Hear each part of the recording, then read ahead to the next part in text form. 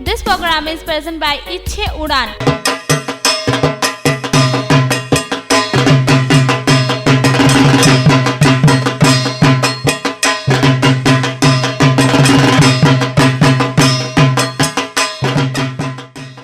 এখন আমি কোথায় দাঁড়িয়ে আছি, মুখে একদম হাসি বেরিয়ে গেছে। সোনার তরীতে, মানিকতলা চালতাবাঙার লোহাপট্টি। আমি দাঁড়িয়ে আছি সোনার তরী। সোনার তরী কি সবটুকু বলবো, একটু একটু করে থাকো আমাদের সাথে, সবটুকু দেখাবে আমাদের ক্যামেরা পার্সন। সোনার তরী আগেকার দিনে মানুষরা যে আমাদের রাজরাজারা ছিলেন, তারা যে সারাটা দিন, সারাটা প্রায় অর্ধেকটা জীবনই তারা এই তরীতেই থাকতো। তখন তারা দুর্গাপুজোটা করবে কিভাবে, তখন এই তরীতেই ওরা মাকে প্রতিষ্ঠা করতো। ঠিক সেটুকুই তোমাদের বলবো, আরও অনেকটা বলবো, অনেক কিছু দেখাবো। আমার সাথে থাকো। দাদা, আপনার নাম? আমার নাম বীরেন খাড়া, আমি চালতাবাগানের সদস্য। আচ্ছা, আপনি তো আমাকে বললেন সোনার তরী। আমি কিছুটা বলেছি, কিন্তু পুরোটা তো আমি ঠিক জানি না।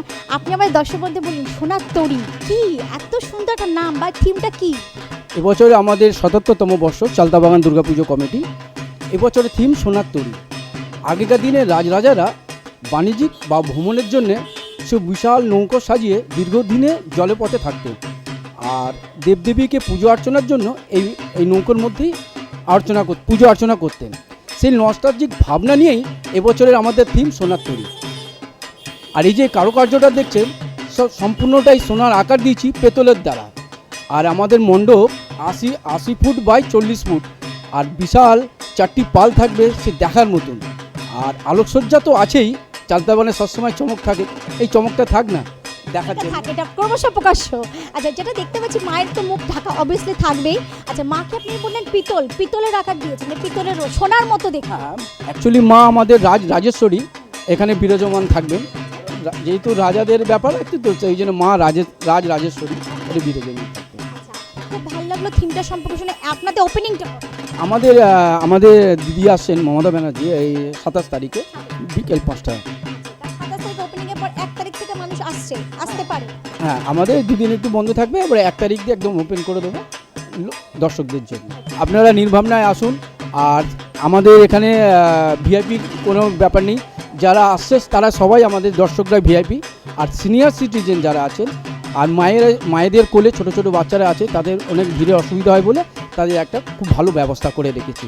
আর যারা হ্যান্ডিক্যাপ আর যারা আমাদের এখানে অনেক থ্যালাসেমিয়া বাচ্চারা আসে, তাদের জন্য একটা ব্যবস্থা আমরা রেখেছি। মণ্ডপে আমরা যে কারুকার্যটা করেছি, এটা দেখছেন জলের আকার, আর এইগুলো দেখছেন মাছ।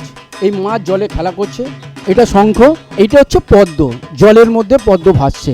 এটা পুরো ঢেউটা জলের আকার, পদ্মের আকার দিয়ে। ওপরের লাইন দেখছেন, এটা জলের ঢেউ। আমি এখন কোথায় দাঁড়িয়ে আছি জানো দর্শক বন্ধু? তোমাদের জানলে তোমাদেরও লোভ হবে, কিন্তু দেখো, শুনে না দাদা মুখ আমি কোথায় দাঁড়িয়ে আছি। দাদা, জাস্ট আমি কোথায় দাঁড়িয়ে আছি? আমরা এখন চালতাবাগানের সেই সোনার তরী নৌকার উপরে দাঁড়িয়ে আছি। সেই বিশাল বড় বড় পাল দেখছেন, সব দড়ি ঝুলছে একদম। এখানে বিশাল বড় বড় পালে 4টি পাল থাকবে, সে দেখার মতন। নানান রকমের কাজ থাকবে সেই পালে, হ্যাঁ। আর রাত্রিরে লাইট জ্বলবে, তো দেখার মতন থাকবে। এমনভাবে নৌকা আমরা সাজিয়ে তুলবো যাতে জলের মধ্যে নৌকো ভাসছে। আমার তো ভীষণ লোভ হচ্ছে, নামতে ইচ্ছা করছে না সোনার তরী থেকে। সোনার তরী থেকে নাম থেকে মনটা খুব দুঃখ হচ্ছে। নামতে তো হবে, যেতে তো হবে, তোমাদের আরেক জায়গায় নিয়ে যেতে হবে। তোমরা অবশ্যই এখানে এসো মানিকতলা চালতাবাগান লোহাপট্টিতে সোনার তরী দেখতে। ক্যামেরায় বিশু অধিকারীর সাথে আমি বাবলি, 21 টিভি, কলকাতা।